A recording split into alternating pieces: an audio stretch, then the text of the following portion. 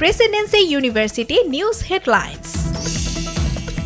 হজের খুতবায় ফিলিস্তিনিদের জন্য বিশেষ দোয়া ও মতপার্থক্য ভুলে বিশ্ব মুসলিমদের ঐক্যবদ্ধ থাকার আহ্বান জানিয়েছেন মসজিদুল হারামের ইমাম শায়খ ডক্টর সালেহ বিন হুমায়দ। অংশ নিয়েছেন বিভিন্ন দেশের প্রায় ২০ লাখ হাজি।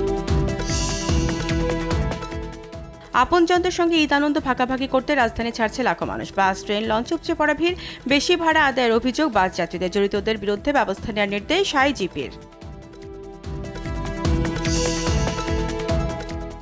ঈদের একদিন বাকি থাকায় গাজীপুর, টাঙ্গাইল, সিরাজগঞ্জ, ময়মনসিংহ সহ সব মহাসড়কে যানবাহনের বাড়তি চাপ। ধীর গতিতে চলছে যানবাহন।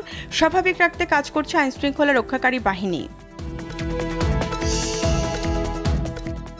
ঈদুল আজহার প্রথম জামাত সকাল 7:30টায় জাতীয় ঈদগাহ অনুষ্ঠিত হবে। আবহাওয়া খারাপ হলে নামাজ হবে জাতীয় মসজিদ বাইতুল মোকাররমে। অংশ নেবেন রাষ্ট্রপতি, প্রধান উপদেষ্টা সহ বিশিষ্টজনরা।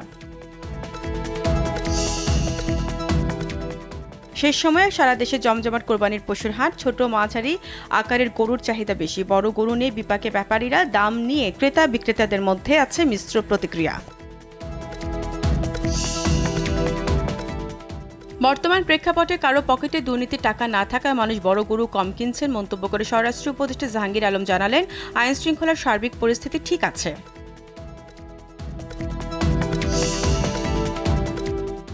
দেশে দীর্ঘদিন পর নতুন করে করোনায় এক ব্যক্তির মৃত্যুর খবর জানিয়েছে স্বাস্থ্য অধিদপ্তর। গত 24 ঘন্টায় নতুন করে 3 জন করোনায় আক্রান্ত হয়েছে।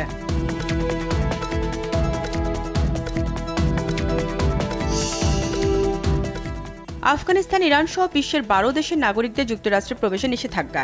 একদিনে সর্বোচ্চ 2200 অভিবাসীকে গ্রেফতার। আগামী 6 মাসের জন্য হার্ভার্ড বিশ্ববিদ্যালয়ে বিদেশি শিক্ষার্থী ভর্তিতে স্থগিতাদেশ। ভুটানের বিপক্ষে হোম ম্যাচ আয়োজনে বেশ কিছু ত্রুটি খুঁজে পেয়েছে বাফুফে। সিঙ্গাপুরের বিপক্ষে মহা গুরুত্বপূর্ণ ম্যাচে মাঠের বাইরের সেসব ত্রুটি শুধরে উঠতে চায় ফেডারেশন। উইফা নেশনস লিগের দ্বিতীয় সেমিফাইনালে আজ ডিফেন্ডিং চ্যাম্পিয়ন স্পেনের মুখোমুখি হবে ফ্রান্স। জার্মানির স্টুটগার্টে ম্যাচ শুরু রাত 1টায়। টুর্নামেন্ট দারুণ ছন্দে আছে ইয়ামাল স্কোরা।